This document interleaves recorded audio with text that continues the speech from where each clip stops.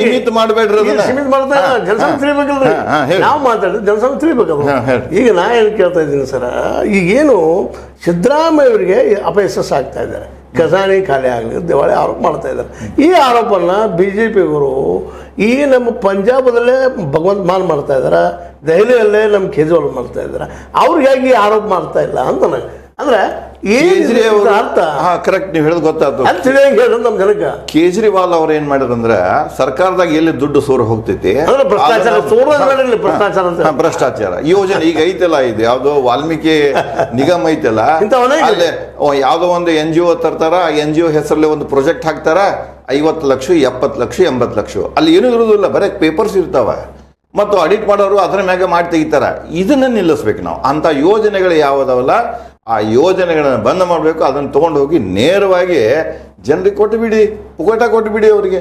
ಕೇಜ್ರಿವಾಲ್ ಅದನ್ನು ಮಾಡಿದ್ರು, ಅವರು ನೀರು ಪುಕಾಟ ಕೊಟ್ರೆ 200 ಯಾಕಂದ್ರೆ ಇವ್ರಿಗಿಂತ ಹೆಚ್ಚು ಕೊಟ್ಟವರು. ಇವ್ರು ಏನು 5 ಗ್ಯಾರಂಟಿ ಕೊಟ್ಟರು. ಅವ್ರೇನು ಟ್ಯಾಕ್ಸ್ ಹೆಚ್ಚು ಮಾಡಿದಾರ? ಅವ್ರು ಟ್ಯಾಕ್ಸ್ ಹೆಚ್ಚು ಮಾಡಿದಾರೆ? ಏನಿಲ್ಲ, ಟ್ಯಾಕ್ಸ್ ಹೆಚ್ಚು ಮಾಡಿಲ್ಲ. ಮತ್ತೆ ಎಕ್ಸ್ಟ್ರಾ 3 ಕೊಟ್ಟರು. ಅವರು ನೀರು ಫ್ರೀ ಕೊಟ್ಟರು, ಮುಂದೆ ಎಜುಕೇಶನ್ ಫ್ರೀ ಕೊಟ್ಟರು, ಜೊತೆಗೆ ಅಲ್ಲಿ ಮೆಡಿಸಿನ್ ಫ್ರೀ ಕೊಟ್ಟರು. ಇಲ್ಲ, ಅದೊಂದು ಹೇಳ್ತೇನೆ, ಡೆಲ್ಲಿ ಸರ್ಕಾರ ಇವ್ರು ಬಂದ ವೇಳೆದಾಗ ಫ್ರೀ ಕೊಟ್ಟರು ಅಂದ್ರೆ ಹಿಂದೆ ನೀವು ನಮ್ಮ ಕಡೆಯಿಂದ ತಗೊಳ್ತಾ ಇದ್ದಿದ್ದು, ಇವತ್ತು ಹೇಳ್ತೇನೆ, ನೀವು ನಮ್ಮ ಕಡೆಯಿಂದ ತಗೊಳ್ತಾ ಇದ್ದಿದ್ದು ಅಗತ್ಯಕ್ಕಿಂತ ಹೆಚ್ಚಾದಂಗೆ ಆಯ್ತು. 200 ಇಲ್ಲೇ ಕರ್ನಾಟಕ ಕೇಳ್ತಾನೆ, 200 ಯೂನಿಟ್ ನೀವು ಕರೆಂಟ್ ಫ್ರೀ ಕೊಡ್ತೀರಿ ಅಂದ್ರೆ 200 ಯೂನಿಟ್ ಇಲ್ಲಿ ತನಕ ದುಡ್ಡು ಕೊಟ್ಟು ಬಂದಿದ್ದು ಅದನ್ನ ನಮ್ಮ ನೀವು ಎಕ್ಸ್ಪ್ಲಾಟೇಷನ್ ಮಾಡಿದ್ರಿ. ಈಗ ಸಾಕ್ಷಿ ಮತ್ತೆ ನೀವು ಹೇಳ್ತೀರಿ ಸಮಬಾಳು ಸಮಪಾಲು. ಹೆಜ್ಜೆಗೆ ಅಂಬೇಡ್ಕರ, ಹೆಜ್ಜೆಗೆ ಕಾಲ್ ಮಾರ್ಕ್ಸ. ಏನು ಸಮತಾವಾದ? ನಿಮ್ಮ ಸಮತಾವಾದ ನಮಗ ಅರ್ಥ ಆಗ್ತಾ ಇಲ್ಲ. ನೀವ್ ಏನ್ ಮಾಡ್ತಾ ಈಗ ನೇರವಾಗಿ ಚೀಫ್ ಮಿನಿಸ್ಟರ್ ಇಲ್ಲ, ಚೀಫ್ ಮಿನಿಸ್ಟರ್ ಹೇಳ್ತಾನೆ, ನಿಮ್ಗೆ ಹೇಳಿದ್ರಲ್ಲ ಸಿದ್ದರಾಮಯ್ಯ ಅವ್ರು ಹಿಂಗೆ ಮಾಡ್ತಾ ಇದ್ದಾರಂತ. ಸಿದ್ದರಾಮಯ್ಯ ಅವ್ರಿಗೆ ಗೊತ್ತಿದೆ, ಹಿಂದೊಮ್ಮೆ ಘೋಷಣೆ ಮಾಡಿದ್ರು ಅವ್ರು. ಏನಂದ್ರೆ, ನಾ ರಾಜಕೀಯದಿಂದ ನಿವೃತ್ತ ಆಗ್ತೇನೆ, ಇನ್ನೊಂದು ಎಲೆಕ್ಷನ್ ಬರ್ತಿದ್ದೆ ನಿವೃತ್ತ ಆಗ್ತೇನೆ. ಒಂದ್ಸಲ ಚೀಫ್ ಮಿನಿಸ್ಟರ್ ಆಗೋದು ಅಂದಿದ್ರು, ಚೀಫ್ ಮಿನಿಸ್ಟರ್ ಆದ್ರೆ ಅವ್ರಿಗೆ. ಈಗ ಚೀಫ್ ಮಿನಿಸ್ಟರ್ ಅವ್ರದ್ದು ನಿಯಮ ಪ್ರಕಾರ ಅದ, ಅರ್ಧ ಮಾಡ್ಕೋಬೇಕಂತ ಹೇಳಿ. ಇನ್ನು ಪೂರಾ ಹೋಗಬೇಕು, ಇಲ್ಲ ಅರ್ಧ ನಡುವೆ ಬಿಟ್ಟು ಹೋಗೋದು ಬತ್ತಂದ್ರೆ ಇಂಥ ಒಂದು ಸೈಕಾಲಜಿ ಜನ ಏನೋ ಅಲ್ಲಿ ಚೀಫ್ ಮಿನಿಸ್ಟರ್ ಆಗಿ ಹೋಗ್ಯಾರಲ್ಲ, ಇವರೊಬ್ಬರು ಅಲ್ಲ ಹಿಂದೂ ಅದಾರ.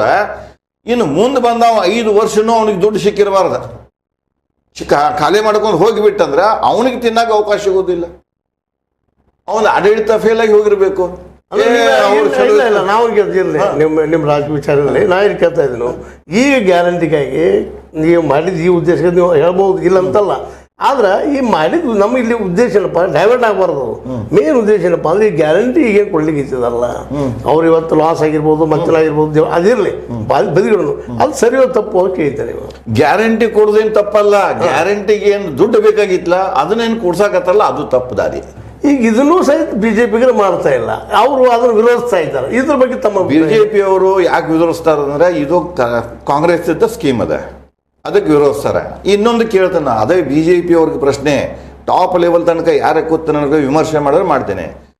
ಏನಂದ್ರೆ 1990ರಿಂದ PV ನರಸಿಂಹರಾವ ಪ್ರೈಮ್ ಮಿನಿಸ್ಟರ್ ಇದ್ದಾಗ, ಮನಮೋಹನ್ ಸಿಂಗರು ಫೈನಾನ್ಸ್ ಮಿನಿಸ್ಟರ್ ಇದ್ದಾಗ, ನಂತರ ಇವರು 2 ಅವಧಿ ಒಂದು 15 ವರ್ಷವರೆಗೆ ನೆಹರು ಮತ್ತು ಇಂದಿರಾ ಗಾಂಧಿ ಕಟ್ಟಿದಂಥ ಸಮಾಜವಾದ ಸಿಸ್ಟಮ್ ಅನ್ನು ಹಾಳು ಮಾಡಿರಿ. ಇವರು ಕಾಂಗ್ರೆಸ್ದಾರ ಕಟ್ಟಿರು, ಕಾಂಗ್ರೆಸ್ದಾರ ಹಾಳು ಮಾಡ್ರಿ.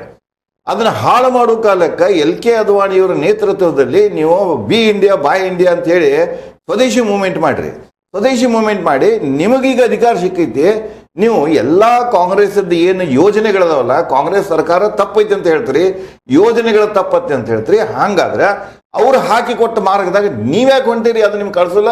GST ಯಾಕೆ ಫಾಲೋ ಮಾಡಕತ್ತೀರಿ ನೀವು? GST ಅದು ಯಾರ್ದಪ್ಪ ಕಾನ್ಸೆಪ್ಟ್ ಅಂದ್ರೆ 2005ರಾಗ ಇದೆಲ್ಲ ಮಾಡಿದಾರೆ ಮನಮೋಹನ್ ಸಿಂಗ್ ಮ್ಯಾಗ ಒಂದು ಕ್ರಿಟಿಸಿಸಮ್ ಇದೆ. ಅವ ವರ್ಲ್ಡ್ ಬ್ಯಾಂಕ್ ಏಜೆಂಟ್ ಅದಾನ. ವರ್ಲ್ಡ್ ಬ್ಯಾಂಕ್ ಏನು ಹೇಳಿದೆ, ಇದನ್ನ ದೇಶವನ್ನ ಸಮಾಜವಾದದಿಂದ ಸಂಪೂರ್ಣ ಇದಕ್ಕೆ ಕ್ಯಾಪಿಟಲಿಸ್ಟಿಕ್ ತಗೊಂಡು ಹೊಂಟಾನ. ಇದನ್ನ ವಿರೋಧ BJP ಅವ್ರು ಮಾಡ್ರೆ. ಈಗ ಅವ ಮಾಡಿಕೊಟ್ಟ ಹಾದಿ ಮ್ಯಾಗ ನಡೆಯಾಕತ್ತಾರ, ಮತ್ತೆ ಕಾಂಗ್ರೆಸ್ ವಿರೋಧಿ ಅಂತ ಅನ್ನೋದು ಇದಂತ ಇವ್ರದ್ದು ಅರ್ಥ. ಇದು ಏನು ಇವ್ರಿಗೆ ತಿಳಿದಿಲ್ಲೋ ಏನ್, ಅಥವಾ ಸುಮ್ಮ ಇಲ್ಲ ಆರ್ಗ್ಯುಮೆಂಟ್ ಸಲುವಾಗಿ ಆರ್ಗ್ಯುಮೆಂಟ್ ಮಾಡ್ತಾರೆ. ಒಂದೇನ ಅನ್ನೋದು 2 ಮುಖಗಳು ಅವರಿಬ್ಬರು, BJP ಆಗಿರ್ಬೋದು, ಕಾಂಗ್ರೆಸ್ಗೆ ಆಗಿರ್ಬೋದು. ಒಟ್ಟಾರೆ ನನ್ನ ಮೂಲ ಪ್ರಶ್ನೆ ಮತ್ತಲ್ಲೇ ಬರ್ತಾ ಇದ್ದೀನಿ ಸರ್. ಈ ಗ್ಯಾರಂಟಿ ಇವತ್ತು ಫೇಲ್ಯೂರ್ ಆಗಲಿ ಏನೋ ಆಗಲಿ, ಇದು ಇವತ್ತಿನ ನಮ್ಮ ದೇಶ ಸ್ಥಿತಿಗೆ ಅತ್ಯಂತ ಯೋಗ್ಯ ಅನಿಸ್ತದನೋ ಅಥವಾ ಇಲ್ಲ? ಬಡ ವರ್ಗಕ್ಕೆ ಯೋಗ್ಯ ಇದೆ. ಅದು ಬಡ ವರ್ಗನ ಗುರುತಿಸ್ಕೊಟ್ರಿ.